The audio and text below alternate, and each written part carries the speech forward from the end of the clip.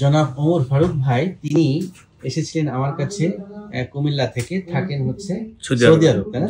তো ওমর ফারুক ভাই, আপনি সৌদি আরব কত বছর ধরে আছেন? আমি তো স্যার আজকে 16 বছর 17 বছর রানিং ধরে আছেন। এর মধ্যে আমার এই সমস্যাটা প্রায় 13 বছর।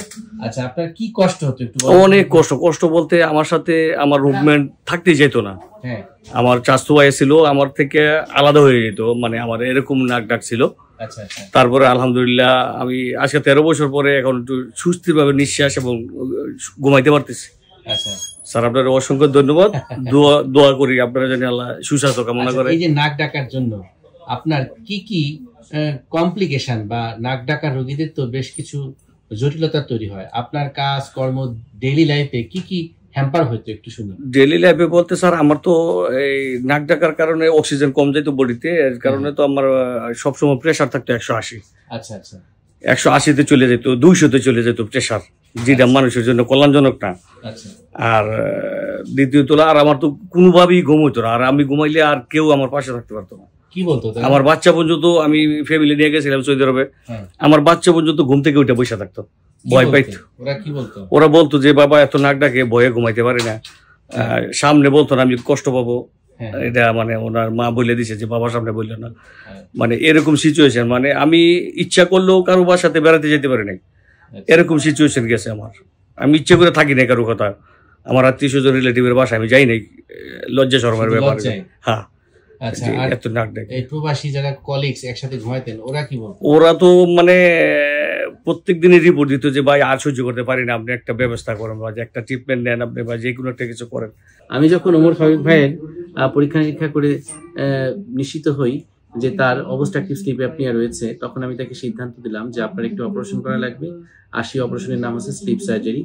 আর সেই স্লিপ সার্জারির পার্ট হিসেবে আমরা কয়েকটি কাজ করেছিলাম।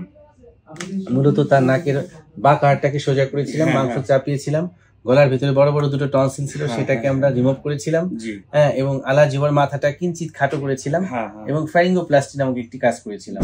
ফুসফুসে যে বাতাস ঢুকে এই রাস্তাটা আগে ছিল ব্লক, সেই ব্লক এখন গেছে পুরোপুরি ক্লিয়ার হয়ে, যার ফলে ওমর ফারুক ভাই এই নাক ডাকা সমস্যা থেকে মুক্তি পেয়েছে। আলহামদুলিল্লাহ। এখন আপনার কি ভালো লাগে? সর্বদাই আলহামদুলিল্লাহ ভালো আছি, আমি সর্বদাই ভালো আছি। আচ্ছা, তো আমি সবসময় বলি যে নাক ডাকা এটা যে একটা রোগ, এটাই সাধারণ মানুষ জানতো না, এবং এই রোগ যে অনেকগুলো রোগকে শরীরে আমন্ত্রণ জানায় সেটাও কিন্তু অনেকে জানতো না বা জানে না।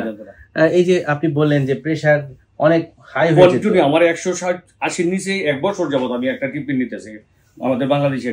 এখন তো প্রেসার আপনার নরমাল, এখন 110, 115, 20 এরকমই থাকে। দেখুন 15, 20 বা 30 এরকম থাকে। আজকে আমরা আপনার প্রেসারটা এখন নরমালে চলে আসছে, এটাও কিন্তু একটি ভালো দিক। অর্থাৎ যাদের এরকম নাক ডাকার সমস্যা থাকে, ঘুমের মধ্যে শ্বাসকষ্ট হয়, তাদের হয় কি রাত্রেবেলা যখন প্রপারলি ঘুম হয় না, ক্যালোরি বার্ন হয় না, ওজন দিন দিন বাড়তে থাকে, কমে না, কম খাইলেও ওজন আসলে বাড়তেই থাকে।